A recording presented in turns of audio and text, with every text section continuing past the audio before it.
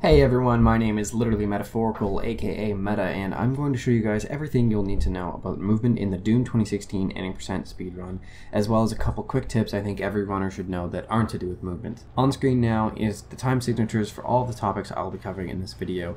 If you wish to skip to any of these topics, you may do so by finding it in the video or clicking the corresponding link in the description below. If you are new, I suggest you watch through all of this video, as even some of the small things are still very important to know for a run. If you are already an experienced runner, I still believe there will be something helpful for you in this video, as there are some small things that you can change about your basic techniques to significantly improve your times and your consistency. Lastly, before I get into the first topic, I want to thank Seeker for helping me with all the information and strategies in this video, as I am not the best Doom runner in the world, and he pointed out some things that are very helpful. Okay, to start things off, we're going very basic. While having nothing to do with movement, it's helpful to note that while ending a level, you could hold enter instead of spamming it like most people do, and it will work just the same. It's very simple, but it's a nice quality of life technique for while you're running. The most important thing you need to do before doing any of the upcoming movement techniques is to make sure your key bindings are correct.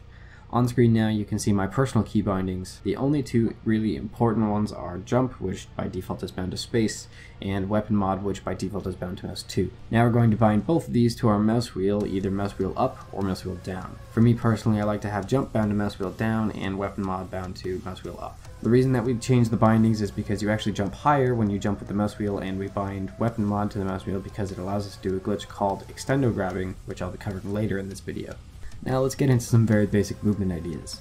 While running through a level, try to change your direction with your mouse instead of your A and D key. The reason for this is because if you press either A and D while running, you lose some speed. This is important to remember because you won't be able to visually see the difference, but you will lose time to it. Next up, we have the difference between jumping with your mouse wheel versus jumping with the spacebar. As I said earlier in the video, jumping with your mouse wheel gives you extra height over jumping with the spacebar. Now it's important to note that you should not always be jumping with the mouse wheel, as sometimes it can make you mess up a trick. When watching Seeker's tutorial, note when he jumps with the spacebar versus with the mouse wheel. Now let's talk about moving while out of bounds. It is extremely important to note that while maneuvering out of bounds, which you'll be doing a lot of in the Doom any% run, you will need to be very careful with your inputs. This is because some areas out of bounds require you to jump and then move afterwards, because if you try and move and jump at the same time as you normally would, you will fall in bounds.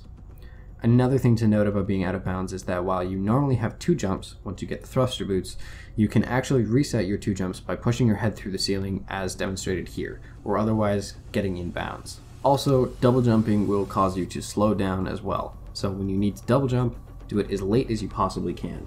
Next up, we've got micro missile boosts, otherwise known as MM boosts or jumps. Micro missile boosting is somewhat difficult when you're first learning it, as it requires somewhat precise timing. The way that micro missile boosting works is because when you shoot them at your feet and they blow up, you're taking damage and it's boosting you in the opposite direction from the blasts. This is a common technique in most speedruns of any game, known as damage boosting. So now that you know how micro missile boosts work, you just need to work on timing it so that you don't jump too early or too late.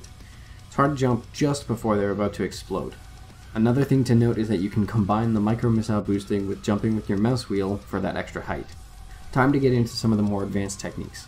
Let's talk about extendo grabbing, aka XG or EG. Extendo grabbing allows you to grab things from a distance, such as your suit in the beginning, or weapons, or buttons. You get the idea. All you have to do to extendo grab is to scroll your mouse wheel up or down, depending on which control you bound weapon mod to in the beginning. And you'll notice you get a prompt to grab whatever you're looking at, even if you're far away. Now obviously there's a limit to what distance you can grab from, but I would say it's probably a good 10 feet or so. Extendo grabbing is extremely useful, but fairly difficult to do when most people start because they don't know how to do it properly.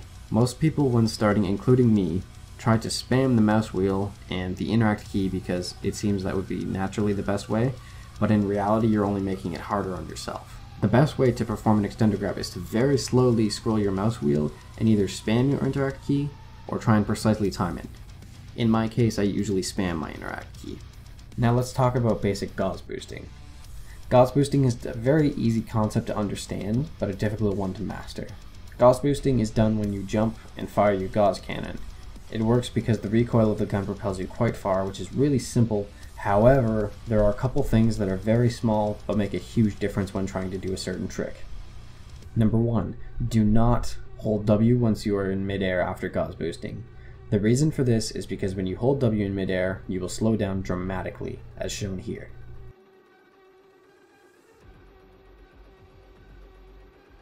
This is a concept even some experienced runners don't know about, but it is crucial for consistent Gauss boosts. Now number 2.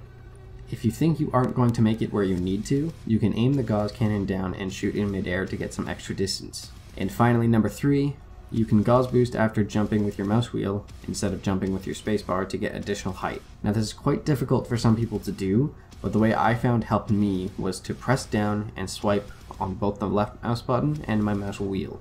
Now in reality you only need to swipe the mouse wheel and press the left mouse button, but if you do both actions to both parts, it becomes much easier to perform. At least for me. And finally, the last thing we're going to talk about is bunny hopping. There's nothing too wacky about this trick, but it does require very precise inputs.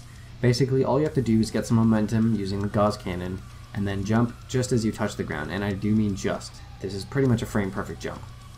Well, with that being said, that's all I had to discuss in this tutorial. If you're a new runner, please feel free to leave me a comment on this video, or even better, join the Doom Speedrunning Discord and ask me or any other runner any questions you might have there. Thanks for watching everybody, and good luck with your runs.